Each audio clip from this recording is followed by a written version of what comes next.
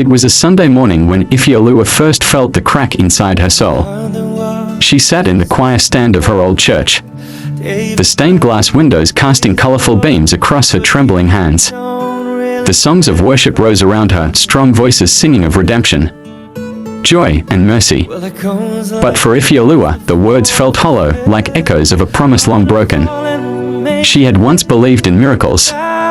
She had once prayed with the certainty of a child, lifting her hands in surrender, believing God would always answer. But life had tested her faith again and again. First, it was her father. His illness started as something small, a simple cough, nothing to worry about. But within months, he was bedridden, his frail body clinging to life like autumn leaves fighting against the wind. Ifeoluwa prayed. She fasted. She whispered desperate hallelujahs into the silence of the night. Yet, her father slipped away, his last breath fading into the unforgiving air. Then came her mother's sorrow. It was the kind of grief that hollowed out a person, leaving only the shell behind. She stopped speaking, stopped eating, stopped living. Ifeoluwa begged, cried, pleaded, but her mother only stared through her, lost in a world of memories. And then, there was Kunle, the man she thought would be her salvation. He had loved her once, or so she believed. His words had been sweet, his promises sweeter. But love had turned into silence, silence into absence, and absence into betrayal.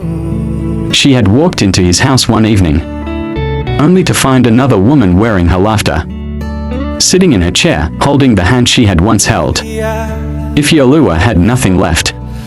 Now, sitting in the choir, she stared at the congregation. They sang of hope, of faith, of restoration. The pastor raised his hands and declared, asterisk, asterisk, no matter what you have lost, God will restore it. Asterisk, asterisk. But inside her, she felt only emptiness. The music swelled, and the choir sang louder. Hallelujah! Hallelujah! Ifeoluwa opened her lips, but no sound came. Instead, tears spilled down her cheeks, silent, heavy, endless.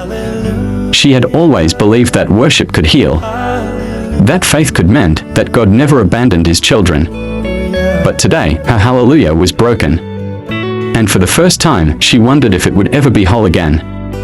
For weeks, Ifeoluwa distanced herself from everything, church, friends, even God. She spent her days locked in her room, questioning everything she had ever believed. One evening, just as the sun dipped below the horizon, her mother walked in, frail but present. It was the first time she had truly looked at her daughter in months. Ife, she said softly, her voice weak but warm.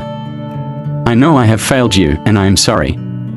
But don't let grief steal your life the way it stole mine. Something in those words cracked the walls around Ifeoluwa's heart. She broke down, crying in her mother's arms. And for the first time in a long while, she felt something shift, an opening, a chance to heal. Days turned to weeks, and Ifeoluwa began to rebuild. She returned to church, not expecting instant miracles, but seeking comfort in the little things, the quiet prayers, the kindness of strangers, the warmth of community. One day, after a particularly difficult worship session, she stepped outside to catch her breath. That's when she met Femi. He was nothing extraordinary, no grand gestures, no flashy charm. But he had kind eyes and a voice filled with sincerity. I've seen you before, he said gently. I don't know your story, but I see the sadness in your eyes. I just want to remind you, sometimes, broken things can be mended. His words stayed with her. Over time, Femi became a friend. Someone who saw her beyond her grief, beyond her broken hallelujah.